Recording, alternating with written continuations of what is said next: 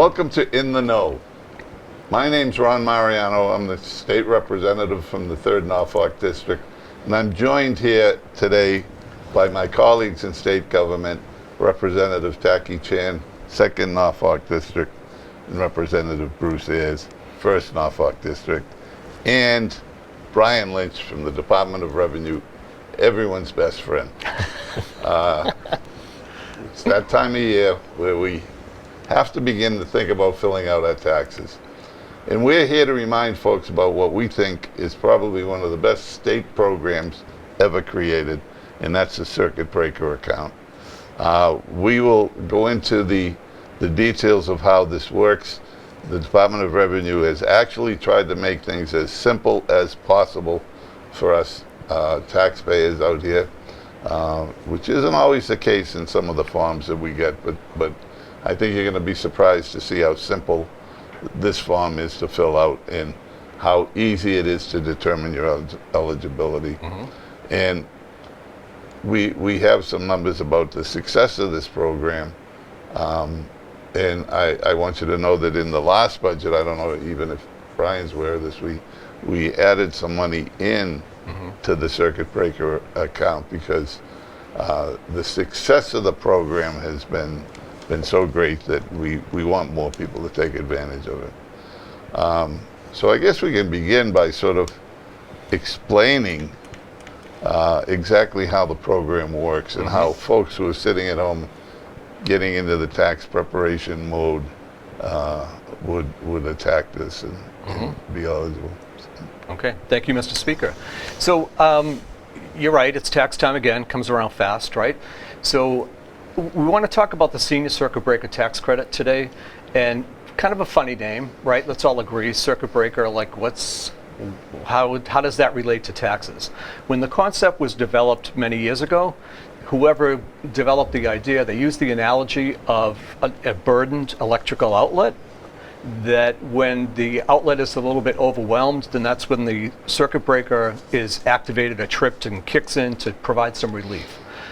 So they use that analogy with taxes, and this is really designed for folks that are over 65. It's a credit through the Commonwealth of Mass, and it's in place when people's real estate tax, together with half their water and sewer bill, becomes greater than 10% of their income.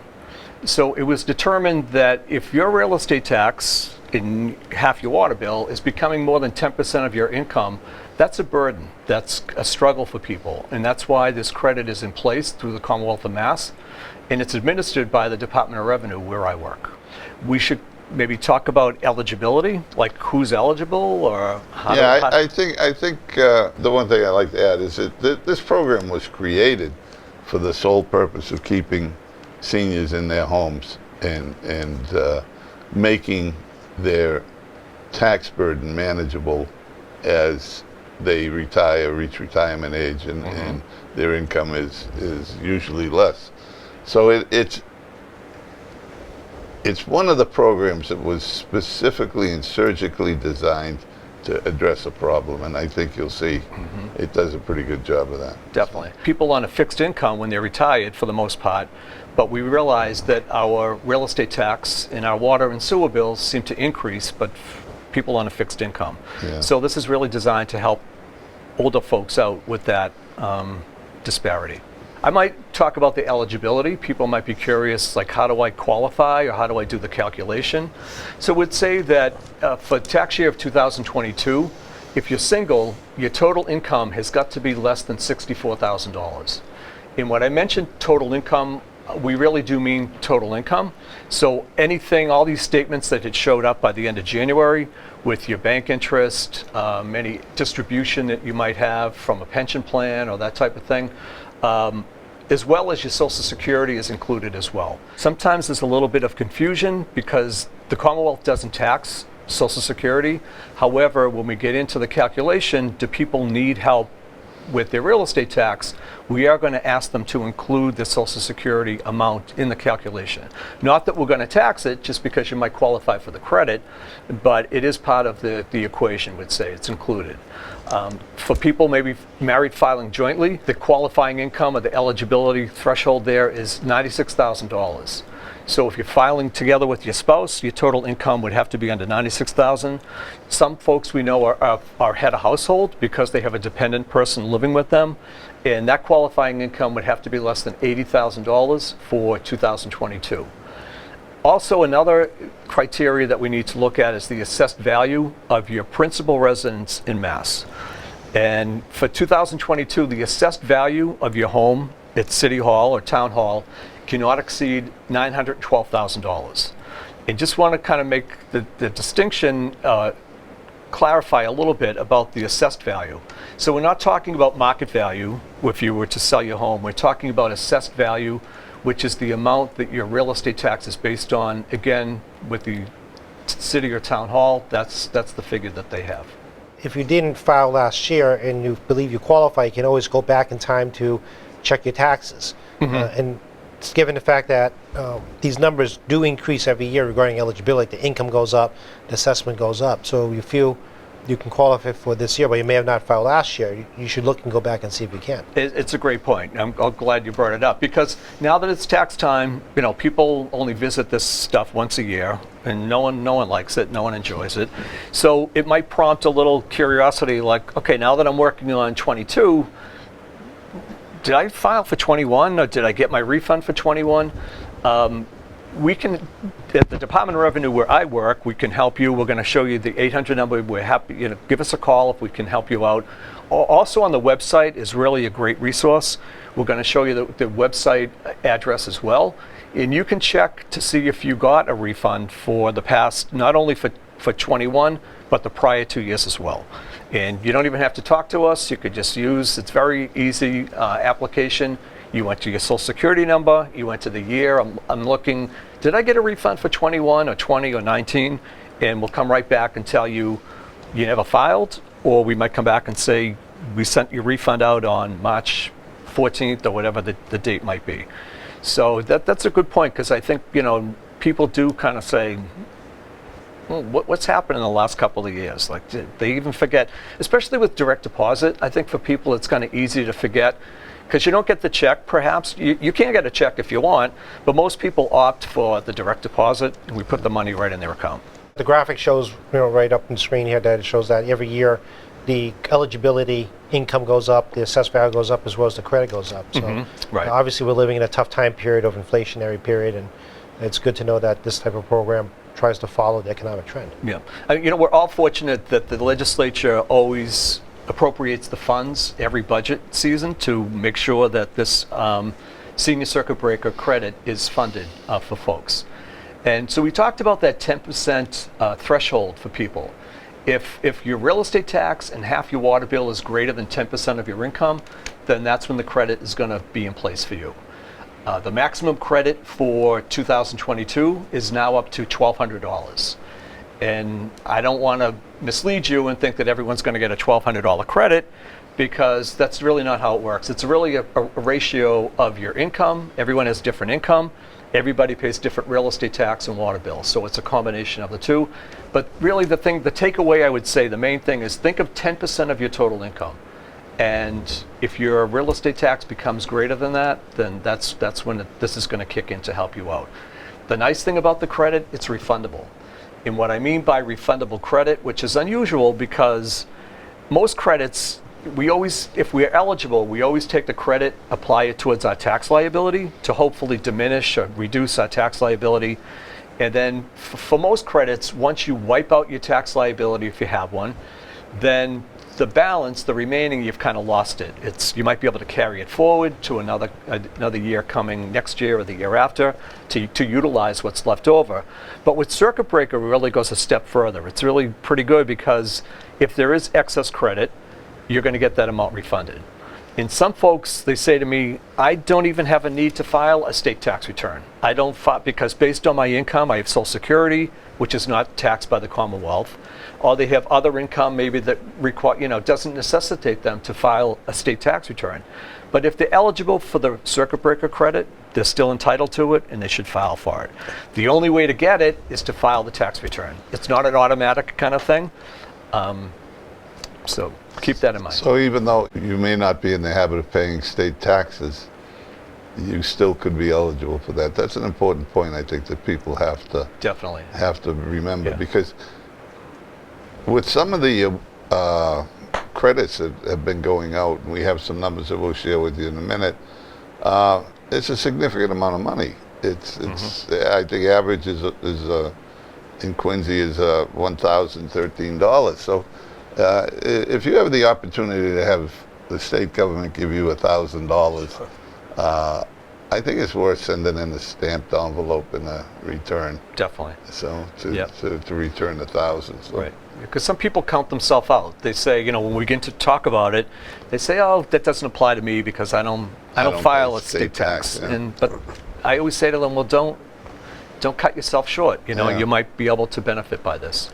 It really is. It's great to have this program and continue it, because we're all getting a lot of the same phone calls. We have a large population of seniors and veterans living on a fixed income, and this in a lot of ways is kind of like a financial safety net. They've got prescription drug costs, utility costs, oil costs, and it's a tough time for them. I had a constituent calling looking for some fuel assistance, and she was unaware of this program. And as Ron alluded to, this could be up to maybe $1,000 to offset a lot of those expenses and get her through the winter. Yeah, it'd be perfect to supplement your heating bill. Right. Yeah, if you're getting a refund, file early. Yeah, good Right. point. Don't wait. Don't wait. You don't want the state holding your money. That's right. And it brings up a good point. Everyone's working on their 2022 taxes at this stage, at this point. But keep in mind that not only is 2022 credit available currently, but the prior 3 years are available as well.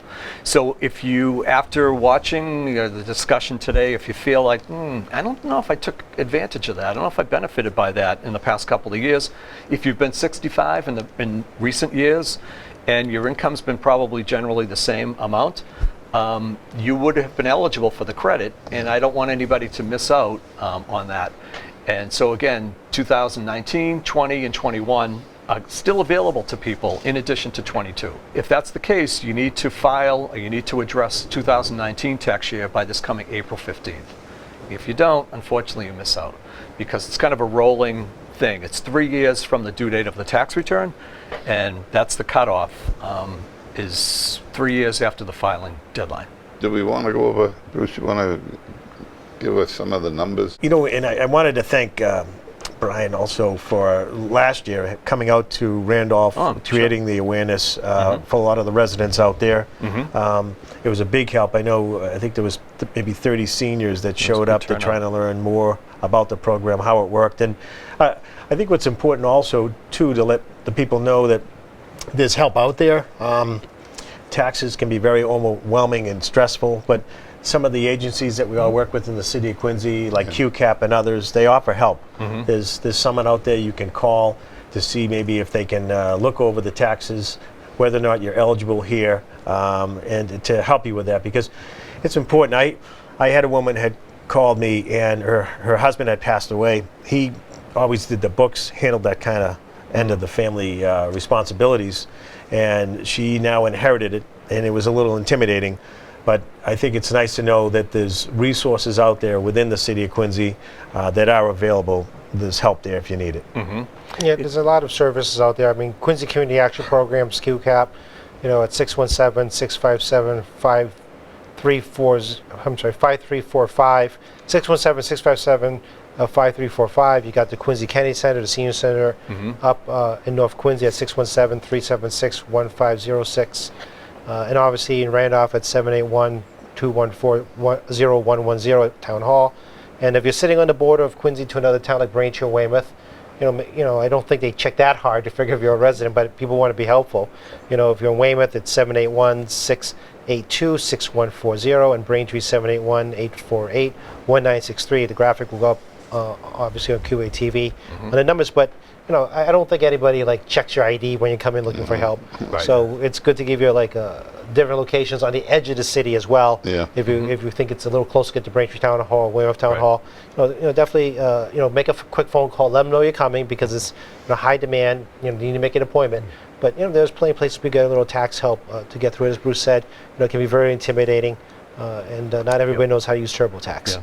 Yeah. And if you, that's a great point. And if you're watching from a neighboring town other than the city of Quincy, you're in Braintree or Weymouth or Randolph, I would contact the Council on Aging because they're very familiar with the credit. That's their population. Yeah. And there are services available to help people out. They'll file your return for free. There's a program that's affiliated with AARP. They're very qualified people, very well trained, and you can feel very comfortable in pursuing the service that they offer. It's great. So again, I would contact, if you're not sure who to call, get in touch with the Council on Aging locally and they can help you. Also remind them about it too, because I remember going to my mother, she forgot to tell her accountant that, to check when that you qualify for credit to go through the worksheet. So it turns out she does qualify, but you do have to sometimes remind your accountant, or if you're doing software, remember to check the software, or and then going to these places, let them know, hey, we saw a speaker on the show saying that we should apply for it, and it doesn't go wrong. Well, the speaker's over here. Yeah, this is part of our public service commitment. No, it's an amazing thing to me, and I'm very proud to be affiliated with it and bring it to taxpayers at this time of the year, because we have the data for 3 towns, Holbrook, Quincy, and Weymouth, which are basically the 3 towns we represent, except Bruce has got to hunt down some numbers for Randolph, but we'll get you those probably before the show is over, or we'll edit when it is. When it is, so that all of the surrounding towns around here are up and running. We had 287 people in Holbrook. They received $297,000 for an average credit of $1,035. That's 287 people sitting at home in Holbrook who went to the bank and cashed a check for $1,035. In Quincy's numbers are a little bit down from last year, but there are a lot of reasons for that. But we had 1,707 people file. We received $1,728,869 for an average return of $1,013. I don't understand how folks can leave that money on the table. I think it's a shame. And in Weymouth, we had 1,099 people file. They received $1,034,515 for an average of $941. It's amazing to me. The state paid $97,242,000. Well, $97,242,663 in credits throughout the Commonwealth. That's a lot of money. It's almost $100 million that we give back to taxpayers. We get a lot of criticism in Massachusetts for being Taxachusetts, but if we can toot our own horn a little bit here on this program, which I'm sure there's no one's going to stop us. There's $100 million we're going to give back in this program, and we gave back about another $100 million in the 62F refunds that came to many filers last year. I, for one, got my own check from the state. I hope you two gentlemen did too. We pay taxes. The show we pay taxes. Yeah, I know. I know. People think that because we work for the state, we don't have to pay. We pay, and we pay. But no, it was a nice surprise, and it was the function of a very successful economy, and so I think we're not going to be as lucky this time because we've already missed the first benchmark for January. But who knows? Who knows? But this program is funded. It's funded by us. We've already funded it. We added money to it, and we will continue to fund it because it surgically gets at the problem that we created it for. Brian, can you talk a little bit about how the DOR and the IRS may contact people? I know now we're always hearing of different scams this time of year where someone might get a phone call claiming they're from the IRS. Yes. Can you explain the proper procedure so people at home may be able to clarify who's contacting them and to be careful of certain scams out there? Sure, it's good, very good point, because the scam calls, it's amazing how many people, and you see the ID, and it's tricky now because they'll use an active, like a phone number within my town. Like it looks like one of my neighbors is calling me, so I say, well, it must be something. I pick up the phone, and it's a recording or it's some other, scam phone call. So they have a lot of tricks up their sleeve, and the IRS and the DOR would never call you. It's always would send you a letter, and we'd instruct you to, if we're looking for more information, how to respond to us. We give you the phone number to get in touch with us, but we do not call people like that, like blank call, and the IRS does not either. So that's a good point, and you have to be aware of that, because unfortunately there's people that want to take advantage of us, and it's too bad. Well, I know for one that the number of scam calls has really increased, and it's becoming quite a problem. And thank God the warning will show up sometimes, but it doesn't show up all the time. So, No, we expanded text messaging, because I know a lot of people who use cell phones to text message, but also emails. No, don't click on the link. Don't rely on those phone numbers. That's really important. Clicking on links you don't know. Yeah. It can cause havoc with your credit ratings. One other point, I know we've spoken a lot about homeowners. I just want to make sure that the people who are renting out there are aware of the credit as well, because it's not limited to homeowners.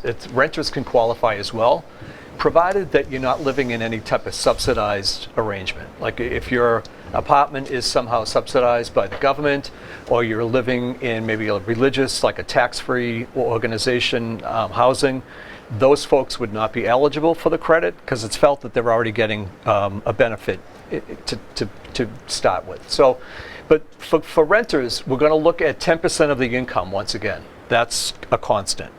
And then if 25% of someone's rent is greater than 10% of their income, then they're eligible for the credit. They're in the running. And the rents have become very expensive as well, right? And people on a fixed income, I retired 10 years ago, and my pension was great 10 years ago, but now my rent has increased exponentially. It's unbelievable how much the rent has gone up, or my real estate tax. So again, for renters, don't count yourself out. You possibly would be eligible for this as well. Yeah, and also if people are looking for the book like you show, and Yes. and it's normally a library and post offices, but we live in a different age because both the DOR and IRS wants to encourage electronic files. Right. If you need a book and you can't find one, obviously call one of us, and we're happy to print it out our Yes. printers and throw it in the mail for you. Yeah. The only place that we are stocking the tax books on the state side is at the public library. And in the past, we used to go to the post office periodically and grab our tax information, and we'd end up with a whole pile of stuff that we never used. You know, April 15th, you think I'm going to do my taxes, but it never happens, right? Yeah. So, and that's a good point, because we only mail the books to people that filed paper last year. If you filed by computer last year, we assume that you're going to file by computer again, whether it was with your tax professional or your own tax software that you purchased yourself. So it's only the folks that file paper that are going to get a booklet in the mail. And an interesting statistic is the state processed almost 4 million income tax returns last year, and only 8% of those people filed by paper. Wow. So 92% of all the income tax filers in Massachusetts is done by computer. It's much higher than I would have thought. Yeah, every year it keeps going. Yeah. You know, the paper goes down and the electronic goes up, and so we expect to see even more, like that.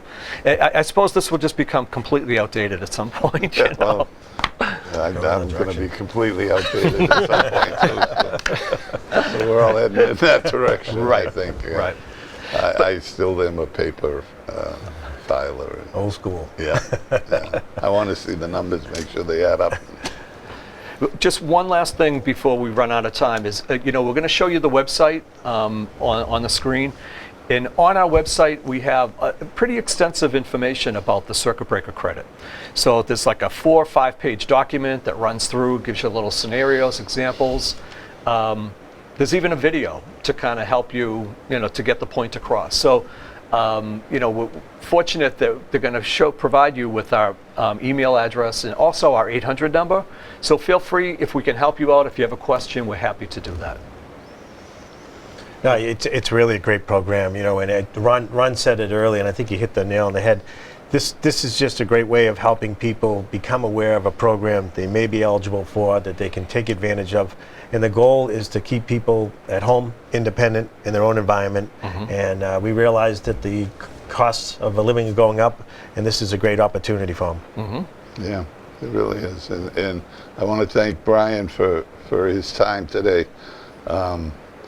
We get bombarded with questions, and we don't always have the most direct and succinct answers, but through programs like this, I think we can present a real easy to understand, concise explanation of how this works. Yeah.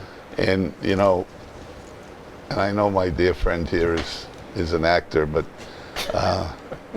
when you're looking for people for the video to do and explain this, I think we're available as a road show. There we go. Take it on the road. I'm getting work for us, Tack. Well, I'd like to thank you for the invitation to come out. It's great, and I want to thank QATV as well for helping us get the message to people. Yeah, this great. was picked up among a few newer towns this year, and I think that'll continue as word of mouth spreads around and people realize how much money is involved in this. Yep. When you're looking at $100 million going out the door, it's going to someone, folks. So you might as well be you. Right. So if there's a shot you're eligible, I can only say, ask someone. Call the DOR, call any of the tax preparers that we talked about, and just ask them. And they may be able to do some quick numbers over the phone and say, Definitely. geez, you're close. Yeah. Why don't you come in? You're not even close. So I think this isn't a long, involved process. It's pretty simple. It is. Very straightforward. I know a lot of times people don't like to talk about taxes, but Well, everyone's afraid of it. Yeah, right. They're afraid they're going to get a huge bill that they didn't count on. yeah, but this is something worth paying attention to. Yeah, it is. It is. Well, thank you, gentlemen. It's always good to see you guys, and we'll start to book our show for next year. Right. As we can get Brian back if he's not. Maybe we'll on get the road. taxes done this weekend. Yeah, maybe. Not Sunday night, though. No, not Sunday night. No. For the Super Bowl. We'll be busy from 6:30 till 11. Yes.